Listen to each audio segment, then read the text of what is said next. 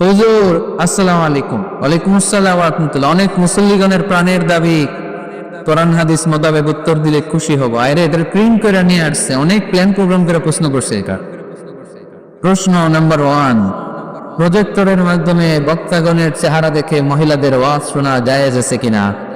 আজকে উত্তর দিয়ে দিব। মিডিয়ার লোকেরা সারা পৃথিবীতে কিলাকিলি লাগাই দিব। আচ্ছা, আপনারা ফতোয়া দেন যে দেখি, প্রজেক্টরের মাধ্যমে যে বোনেরা আজকে ওয়াজ শুনলো, এটা জায়েজ আছে কিনা? জায়েজ, এটার পক্ষে কে কে দেখি? আপনামা জায়েজ নাই, এই পক্ষে কে কে দেখি? আপনামা একবারও যারা হাত তুলেন না, এবার তারা হাত তুলেন। আপনারা কোন দল?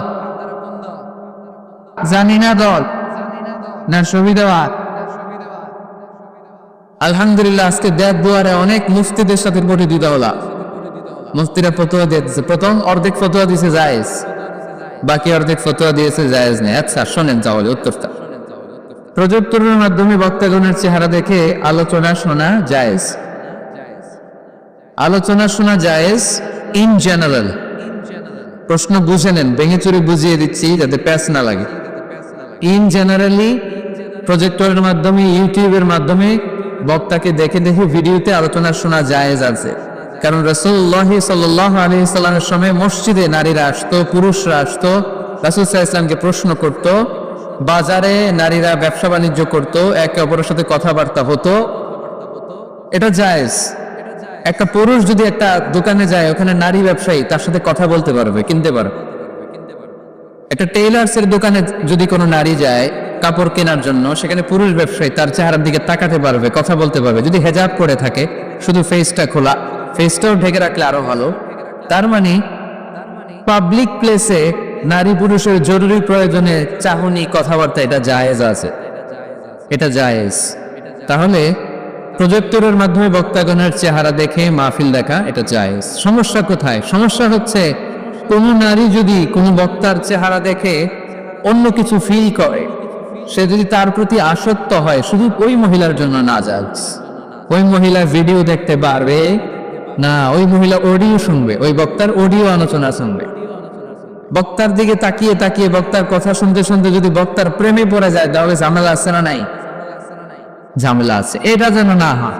সে শুধু একজন স্কলার বা টিচার, শিক্ষক মনে করে শিক্ষকের কাছ থেকে কথা শুনতেছে, তাকাচ্ছে বা তাকাচ্ছে না, ওটাতে সমস্যা নাই। কিন্তু বিশেষভাবে এই বক্তার প্রতি যদি সে আকর্ষিত হয়, অ্যাট্রাক্টেড হয়, দুর্বলতা অনুভব করে, তাহলে ওই নারীর জন্য ওই বক্তার ভিডিও দেখা জায়েজ নাই, অডিও দেখা জায়েজ আছে। কথা কি বুঝতে পেরেছেন? 2 নম্বর প্রশ্ন, নামাজ, রোজা, হজ, যাকাতের মতো পর্দা করা ফরজ কিনা? বিস্তারিত বলার অনুরোধ রইল। জি, পর্দা করা ফরজ। পর্দা করা ফরজ। আমি বোনদেরকে বলি, বোনেরা আপনারা অনেক দামি, দামি জিনিস কেউ খোলা রাখে না। রাখে? আমার যদি 50,000 টাকার একটা বান্ডিল থাকে, আমি কি এদিকে অর্ধেক এদিকে অর্ধেক বাই করে রাখবো? আমি একবারে ভিতরের পকেটে রাখবো, ঠিক কিনা? আমার যদি হীরা জহরতের কিছু জুয়েলারি বা অর্নামেন্টস থাকে, আমি কি এটা হাতে নিয়ে ঘুরবো? না, একেবারে ঘরের ভিতরে সিন্ধুকের ভিতরে তালা মেরে রাখি। তার মানে যেটার দাম বেশি, মর্যাদা বেশি, ওটার প্যাকেটও নারীদের মর্যাদা বেশি না কম? এ বেশি। সেফটি সিকিউরিটির জন্য পর্দার বিধান আল্লাহ দিয়েছে, আপনাদেরকে কষ্ট দেওয়ার জন্য নয়। এ হেজাব আপনার অহংকার, হেজাব আপনার আভিজাত্যের প্রতীক। আমার বোনেরা যাদের কানে আমার মাইকের আওয়াজ যায়, এ হেজাব আপনার রুচির প্রতীক। আপনি কোন বংশের মেয়ে, কোন রুচির মেয়ে, আপনার পোশাক বলে দিবে, ঠিক কিনা? বোরকা পরা একটা মেয়ে যখন রাস্তা দিয়ে হেঁটে যায়, কত ভদ্র লাগে, কত মায়া লাগে, শ্রদ্ধা সম্মানে মাথাটা নিচু হয়ে আসে, ঠিক কিনা? বোরকা পরা মেয়েদেরকে ইফটিজিং করতে দেখছেন? যাদের ওড়নাটাই গলার মধ্যে ঝুলিয়ে রাখে, বুকটা দেখিয়ে রাখে, টাইট ফিটিং জামা পরে এদিক সেদিক ঘুরে বেড়ায়, এরাই সাধারণত পুরুষদের দ্বারা আকৃষ্ট হয়, ইফটিজিং এর শিকার হয়, লাঞ্ছনার শিকার হয়। এখন ঠিক কিনা? এখন পর্দা কতটুকু ফরজ? সবচেয়ে ভালো পর্দা হচ্ছে আমার বোনেরা শুধু চোখ খোলা রাখতে, চোখ খোলা আর বাকি সব ঢাকা, হাতের কবজি খোলা, এতটুকু। তবে বিষ্ণু ইসা ইসলাম এটা রুকসাত দিয়েছেন, কেউ যদি চেহারা খোলা রাখে এটাও পর্দা হবে। শুধু চেহারাটা খোলা আর হাতের এতটুকু খোলা, কবজি পর্যন্ত, বাকিটা ঢেকে রাখতে হবে। এটাকে বলে রুকসাত। ফ্লেক্সিবিলিটির সাথে আপনি আমল করলেন। কোন মেয়ে যদি চেহারা খোলা রেখে বোরকা পরে, এটা জায়েজ আছে, এটা না জায়েজ না, এটা নিষেধ না, এটাও পর্দা। আর যদি চেহারা ঢেকে শুধু চোখ খোলা রাখে, এটা সবচেয়ে ভালো পর্দা, এটার বলে আজিমা, এটার উপরে পর্দা হতে পারে না।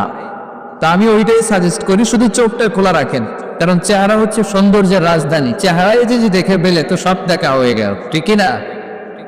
তবে কোন বোন যদি ওই হাদিসের উপর আমল করে, যে হাদিস বলেছে চেহারা খোলা রেখে বোরকা পরা যায় আর হাতের কবজি, তাকে আপনি জোরাজোরি করতে পারবেন না, ওইটাও পর্দার অন্তর্ভুক্ত। বুঝতে পেরেছেন? আল্লাহ তাআলা আমাদের সবাইকে কফেগুলো বোঝা রহমল করার তৌফিক দান করুক। আবার বলি আমিন। এটা কি